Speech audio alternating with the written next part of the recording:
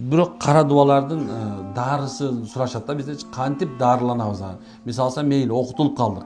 Эмне кылалы десек, биринчиден ошол сиз окутуп калган, сиз мисалы бир рукуячыга барган болсоңуз, дем салуучуга барган болсоңуз, эмне экен, сизде кара дуба бар экен десе, бир адам эмне кылдың десе да айтпаганга аракет кылыш керек. Менде кара дуба бар экен деп айтпаганга аракет кылыш керек деп айтабыз.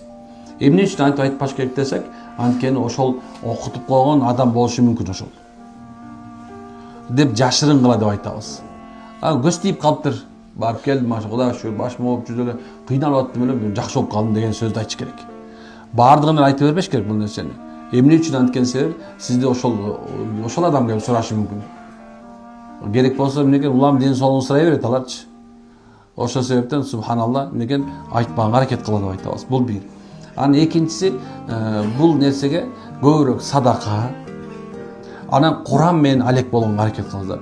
Валлахи, Алланын аты менен айтам.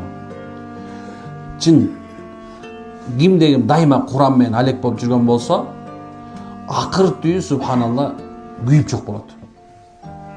Бардык ошо кара дуба, ошол субхана көз, кадимде. Кандай деп атсак, Куран менен дегенибиз, Куранды менен алектениңиздер. Кадимгидей арабчасын окуган үйрөнгүлө, арабчасын окуган үйрөнгүлө, машалла. Анан кийин ошону, мисалы Бакарадан баштап туруп Наска чейин окуй эле бериңиздер. Ким дары издеп жүргөн болсо.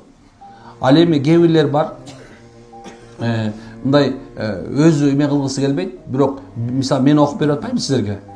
Мен окуп атканда, мисалы болсо бир 70% болушу мүмкүн. Кээ бирлерге 80% болушу мүмкүн. Кээ бирлерге 90% болушу мүмкүн, бирок эч качан 100% болбойт. Сен качан өзүң кошулгандан 100% болот.